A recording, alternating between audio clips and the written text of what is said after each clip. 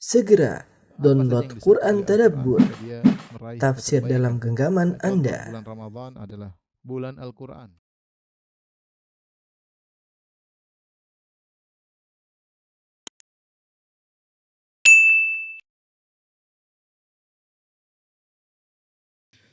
Innal hamdalillah nahmaduhu wa nasta'inuhu wa nastaghfiruhu wa natubu ilayh wa na'udzu billahi min shururi anfusina wa min sayyiati a'malina.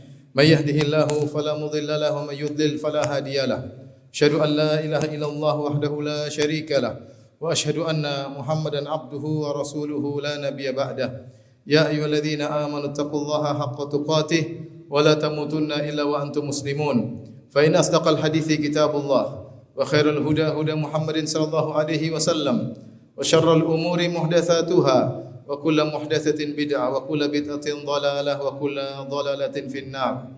Ma'asyiral muslimin, usikum wa nafsi bitaqwallah faqad fazal muttaqun. Sungguhnya syariat Islam syariat yang sempurna, memperhatikan kondisi masyarakat dari segala sisi aspek kehidupannya.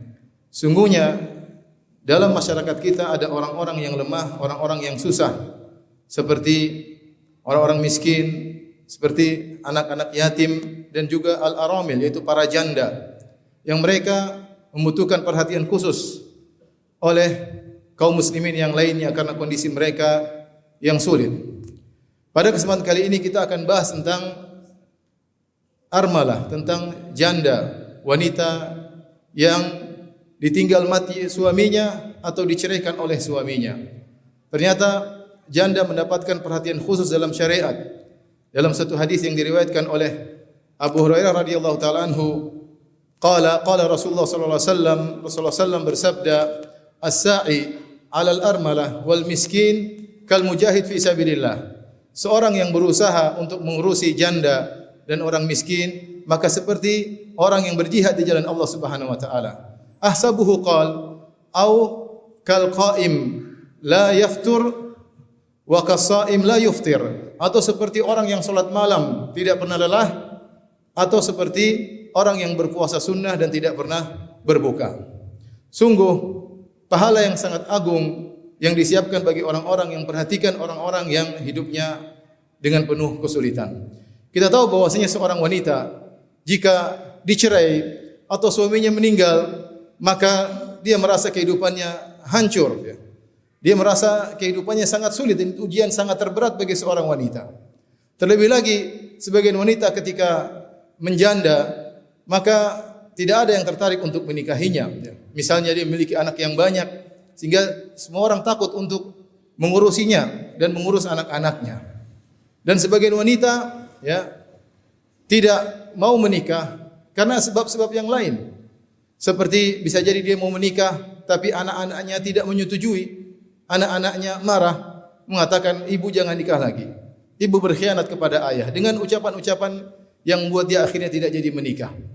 Atau misalnya dia ingin menikah, tetapi dia khawatir kalau dia menikah dia tidak bisa mengurusi anak-anaknya, sehingga dia harus konsen untuk mengurusi anak-anaknya. Kalau dia menikah akan tersita waktunya bersama suaminya, sehingga dia pun tidak menikah. Atau di antara mereka ada yang tidak menikah karena terlalu sayang kepada suaminya, ingin berkumpul dengan suaminya di surga kelak. Sebagaimana dilakukan oleh sebagian sahabiat. Seperti di antaranya dilakukan oleh Ummu Darda. Ummu Darda radhiyallahu taala anha, ketika Abu Darda meninggal dunia maka dilamar oleh Muawiyah bin Abi Sufyan. Maka beliau tidak mau. Beliau mengatakan Abu Darda telah meriwayatkan dari Nabi sallallahu alaihi wasallam, al-mar'atu li akhiri azwajiha, wanita akan dikumpulkan bersama suaminya yang terakhir. Sehingga dia mengatakan la uridu li Abi Darda abadilan, aku tidak ingin ada pengganti bagi Abu Darda di surga kelak. Contoh lagi misalnya Nailah bintu Al-Farafisah, istrinya Utsman bin Affan radhiyallahu taala anhu, yang ketika Utsman terbunuh di hadapan dirinya, dikepung oleh orang-orang Khawarij kemudian membunuh Utsman di hadapan sang istri. Sang istri sangat cinta kepada Utsman bin Affan, padahal dia terkenal cantik jelita. Sampai dia mengatakan, al-hubbu yabla kama yabla as-saub, bahwasanya cinta itu bisa layu sebagaimana layunya sebuah baju. Dan dia mengatakan, aku tidak ingin kesedihanku layu atas wafatnya Utsman. Maka orang-orang pun datang ingin melamarnya. Bahkan karena begitu sayangnya kepada Utsman, maka disebutkan dia pun mematahkan giginya agar orang-orang tidak tertarik dengan dia karena dia ingin bertemu dengan Utsman radhiyallahu taala anhu.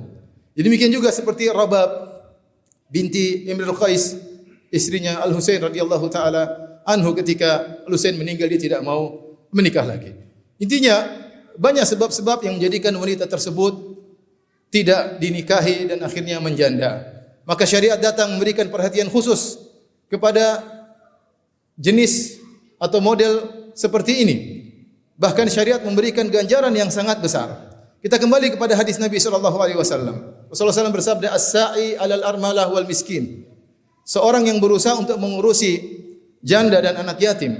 As-sa'i yang mengurusi tidak harus dia yang memiliki uang. Tidak harus dia yang mengeluarkan uang. Apakah dia punya uang dia keluarkan untuk mengurusi janda dan anak yatim atau orang miskin, ataukah dia berusaha dia ke sana kemari mengurusi urusan orang-orang yang kesulitan ini, ya, maka dia akan mendapatkan pahala yang besar. Sebagaimana dalam hadis kata Rasulullah sallallahu "Innallaha yudkhilu bis-sahmil wahid thalathata nafar." Sungguhnya Allah memasukkan ke surga gara-gara satu anak panah 3 orang. Siapa 3 orang tersebut? As-sani, yang membuat anak panah tersebut. Yang kedua Ar-rami, yang memanahkan anak panah tersebut untuk berjuang di jalan Allah Subhanahu wa taala. Yang ketiga Mumbilahu, yang menyerahkan anak panah. Jadi dia mengoffer anak panah untuk dipanahkan. 3 orang dapat pahala masuk surga gara-gara satu anak panah. Maka bisa jika seorang tidak memiliki uang untuk mengurusi janda, anak yatim atau fakir miskin, dia bisa pergi ke sana kemari ngomongin orang-orang kaya agar memberi bantuan kepada orang-orang susah tersebut.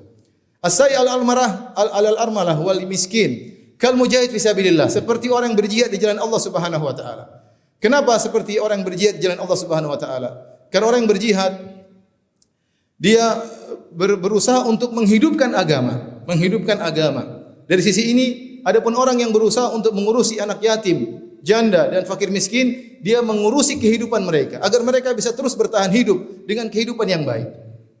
Kemudian juga orang yang berjihad di jalan Allah, dia mengorbankan jiwanya atau hartanya atau waktunya. Demikian juga orang yang berusaha untuk mengurusi orang-orang miskin, dia mengorbankan waktunya sana kemari, ya, mengurusi, sehingga mirip dengan orang berjihad di jalan Allah Subhanahu wa taala. Bahkan Nabi sallallahu alaihi wasallam mengatakan, "Au kal qaim la yaftur," seperti orang yang salat malam tidak pernah letih.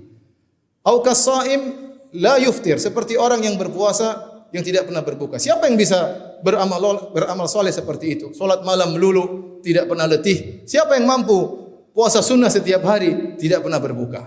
Ini semua menunjukkan bahwasanya al-ibadat al-muta'addiyah, ibadah yang bermanfaat bagi orang lain, afdalu minal ibadatil khasirah, lebih baik daripada ibadah yang terkait dengan diri sendiri. Artinya sekarang kalau seorang sudah melaksanakan kewajibannya, kemudian di masjid, dia baca Quran, atau ada yang panggil dia, kita bantu orang di sana, ada orang kesusahan. Mana lebih afdal? Dia baca Quran atau dia bantu orang? Lebih afdal dia bantu orang lain. Makanya dalam hadis kata Nabi sallallahu alaihi wasallam, la an amshi ma'a akhi fi hajatihi ahabbu ilayya min an a'takifa fi hadzal masjid syahran. Aku berjalan menemani saudaraku untuk mengurusi kebutuhannya, lebih aku sukai daripada i'tikaf di Masjid Nabawi selama sebulan. Kenapa? Karena i'tikaf kebaikannya kembali kepada diri sendiri. Adapun mengurusi orang lain, kebaikannya kembali kepada banyak orang. Oleh karenanya Rasulullah SAW menyatakan bahwasanya orang yang bantu para janda akan mendapatkan pahala yang sangat luar biasa, seperti orang berjihad di jalan Allah Subhanahu wa taala, atau seorang yang berpuasa tidak pernah berbuka, atau seorang yang salat malam tidak pernah letih. Aqulu qouli hadza astaghfirullah li wa lakum wa lisal muslimin min kulli dhanbin wa khati'ah fastaghfiruhu innahu huwal ghafurur rahim.